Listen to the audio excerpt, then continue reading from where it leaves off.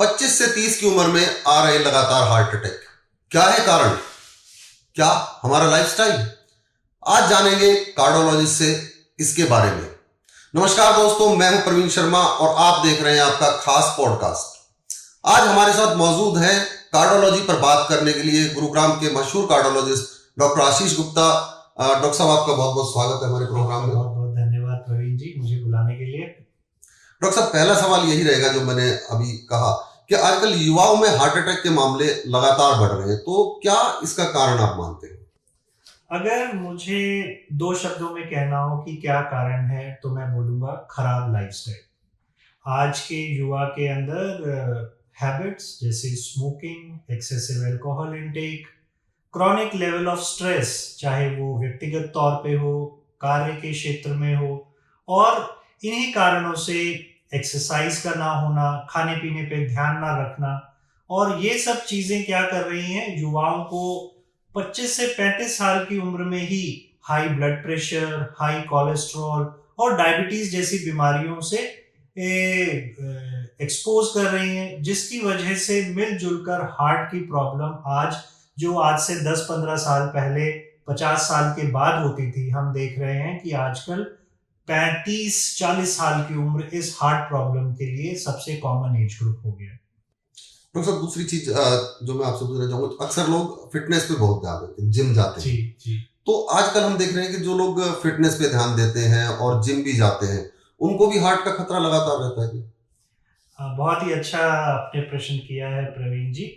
Fit एहसास करना कि मैं फिट हूं और एक्चुअली फिट होना, इन दोनों में बहुत डिफरेंस है। जो लोग जिम जा रहे हैं, ये बहुत अच्छी बात है कि वो व्यायाम करते हैं, पर बहुत सारे ऐसे लोग हैं जो जिम तो जाते हैं पर साथ में स्मोकिंग करते हैं, जो जिम तो जाते हैं पर उन्होंने अपने कोई टेस्ट नहीं कराए हुए। तो ऐसे लोग हमेशा एक्सपोज रहेंगे हार्ट प्रॉब्लम से। एक्सरसाइज करना हार्ट डिजीजेस को कम करता है, पर उसके साथ जो बाकी के रिस्क फैक्टर्स हैं, उनके बारे में पता रखना, रेगुलर चेक्स करा के और अपनी हैबिट्स को इम्प्रूव रखना, आई थिंक ये करने से हम इंश्योर कर सकते हैं कि जिम जाने वाले व्यक्तियों को तकलीफ ना हो। ये तो डॉक्टर साहब आपने बताया कि किस तरह से होता है।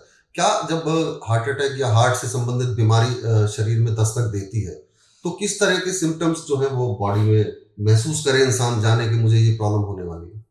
जी, देखिए, हार्ट अटैक दो प्रकार से प्रेजेंट कर सकता है।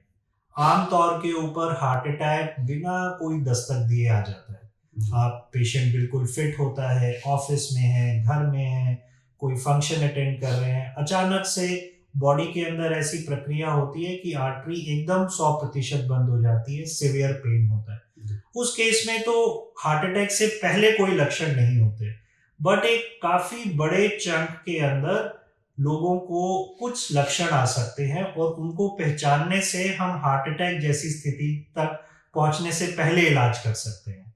क्या है ये सिम्टम्स? आपको अगर छाती के अंदर सेंट्रल पोर्शन में या लेफ्ट साइड में दर्द हो रहा है, खासकर जो दर्द चलने फिरने पर आ रहा है, पहले नहीं होता था, आपको चलने फिरने पर अब अनयूजुअल सांस फूल रहा है जो कि पहले नहीं होता था, आप महसूस कर रहे हैं कि आपके जॉ में, कंधों में, हाथ में दर्द हो रहा है जब भी आप कोई सीढ़ियाँ चढ़ रहे हैं, कोई सामान उठा के चल रहे हैं, तो ये लक्षण बहुत इंपॉर्टेंट है रिकॉग्नाइज करना। और ये लक्षण अगर हम मिस कर दें तो कुछ दिनों के बाद ये एक एक्यूट हार्ट अटैक का रूप ले सकते हैं। डॉक्टर साहब, ये तो डॉक्टर साहब ने आपको लक्षण बताए हैं और इनको आप ध्यान से सुनिए, क्योंकि मामला दिल का है, तो इसको जरा गौर से सुनिएगा और नोट करके भी रखिएगा। और डॉक्टर साहब, अगला सवाल, कुछ ऐसी क्या रोजमर्रा में कुछ ऐसी आदतें अपनाएं कि जो इसका खतरा कम हो सके डेली लाइफ में? जी, मैं आपको एक बहुत ही संक्षेप में बताता हूँ। सबसे पहला है अपनी जीवन शैली को ठीक करना। जीवन शैली के अंदर मेरे हिसाब से अपनी हैबिट्स पे कंट्रोल रखना बहुत इम्पोर्टेंट है।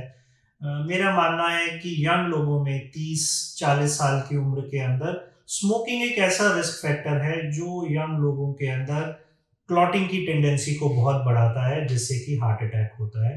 तो नंबर 1, स्मोक ना करें। नंबर 2, रेगुलर व्यायाम करें। व्यायाम आप जिम जाएं, आप वॉकिंग करें, साइकिलिंग करें, जो कुछ भी करें, आधा पौना घंटा अपने शरीर को दें। तीसरा है देख कर खाएं। खाने से मेरा मतलब है अपने खाने में जंक फूड का इस्तेमाल कम हो, बहुत ज़्यादा फैट का इस्तेमाल ना हो, फल सब्जियों का इस्तेमाल अधिक से अधिक करें। तो ये 3 चीज़ें अपनी जीवन शैली के बारे में। और चौथा चीज़ है अपने रेगुलर चेक्स कराएं, अपने ब्लड टेस्ट कराते रहें, हार्ट चेक्स कराते रहें। और अगर आप ये 4-5 चीज़ें रेगुलरली करेंगे तो हार्ट प्रॉब्लम से डेफिनेटली अपने आप को बचा पाएंगे।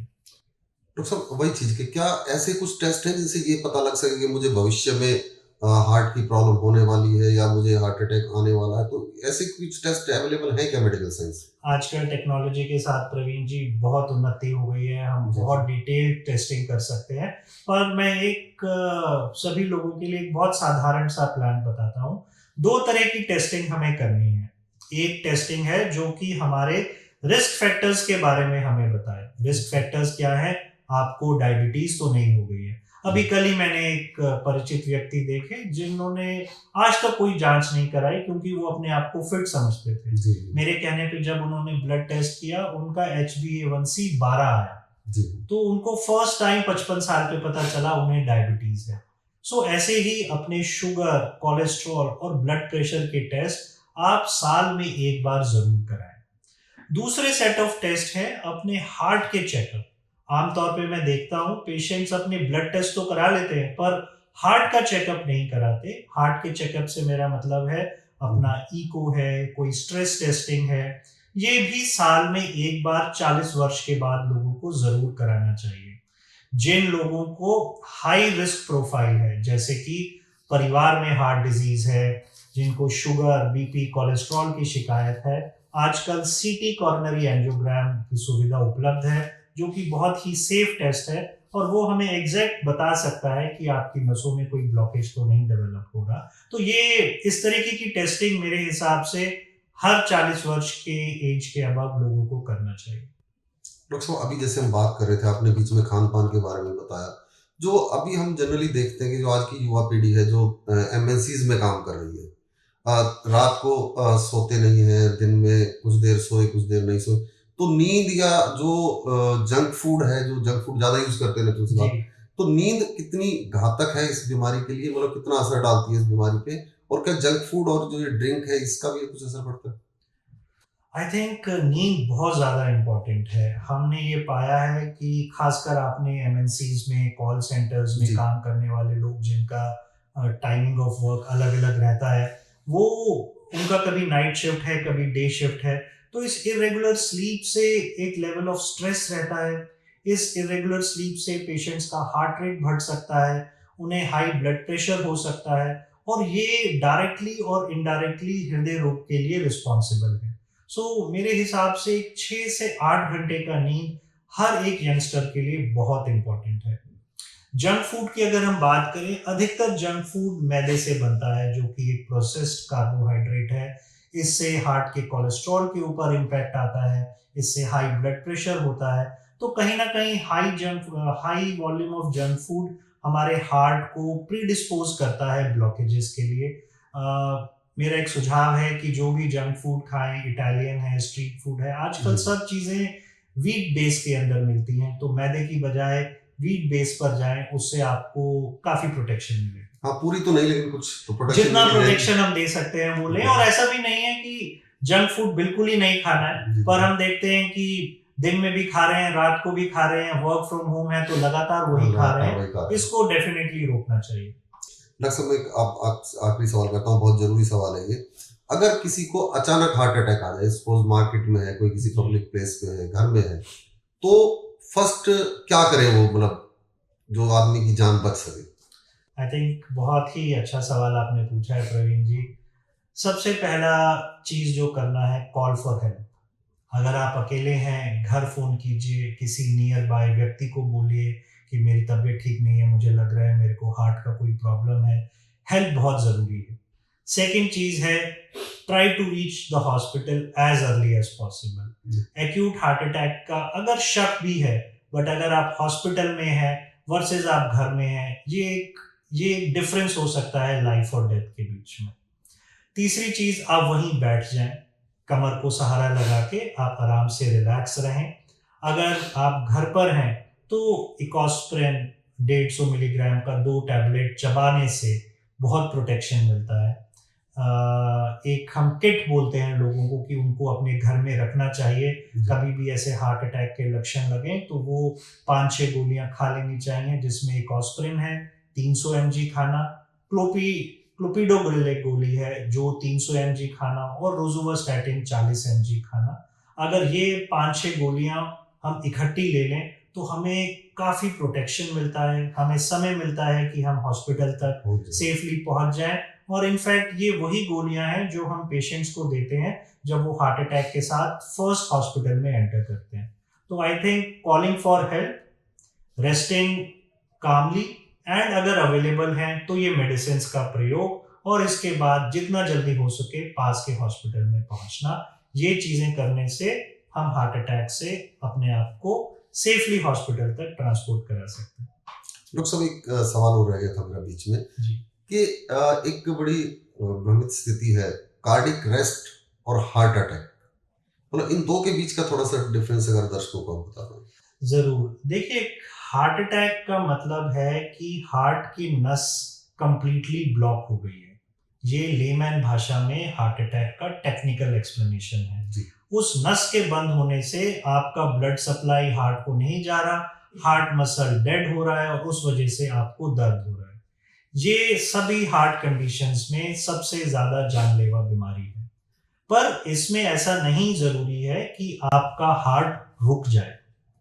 हार्ट चलता रहता है। पेशेंट्स जनरली वॉक करके आते हैं, कभी गाड़ी में आते हैं, पर ब्लड प्रेशर ठीक है। कुछ लोगों का ब्लड प्रेशर कम होता है, बट ज्यादातर लोगों का ब्लड प्रेशर ठीक है, पल्स रेट चल रहा है, पर नस बंद हो गई है, छाती में दर्द हो रहा है, ईसीजी में बदलाव है। इस स्थिति को हार्ट अटैक कहते हैं। कार्डिक अरेस्ट का मतलब है कि आपका हार्ट रुक गया है। क्यों रुक गया है? उसका सबसे कॉमन कारण हार्ट अटैक ही है। हार्ट अटैक हुआ, बहुत सारे लोग आप सुनते हैं कि रात को सोए, अनफॉर्चुनेटली सुबह उठे नहीं। उसका रीजन आमतौर पे हार्ट अटैक होता है, पर अरेस्ट का मतलब है हार्ट की बीटिंग रुक चुकी है।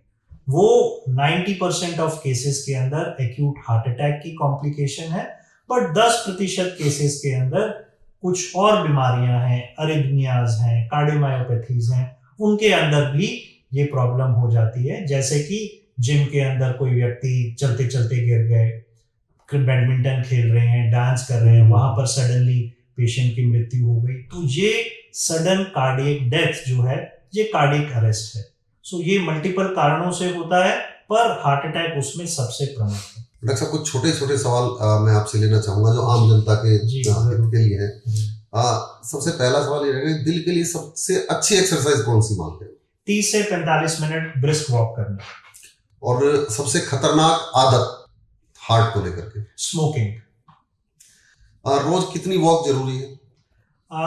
30 से 45 मिनट। 30 से 45 मिनट। दिल के लिए सबसे अच्छा फूड कौन सा है, क्या खाएं? हरे पत्तेदार सब्जियां, फ्रूट्स। एक सलाह जो हर व्यक्ति को माननी चाहिए, चाहे उसको कार्डियक प्रॉब्लम है या नहीं है? अपने साल में एक बार रेगुलर चेकअप जरूर कराएं। थैंक यू डॉक्टर साहब, धन्यवाद आपका बहुत बहुत हमारे प्रोग्राम में आने के लिए। तो ये आपने देखा कि डॉक्टर आशीष गुप्ता ने आपको बताया कि आप अपने दिल को कैसे संभाल के रखें, कैसे उसकी देखभाल करें, क्योंकि अगर दिल की देखभाल आप करेंगे तो दिल आपकी देखभाल करेगा।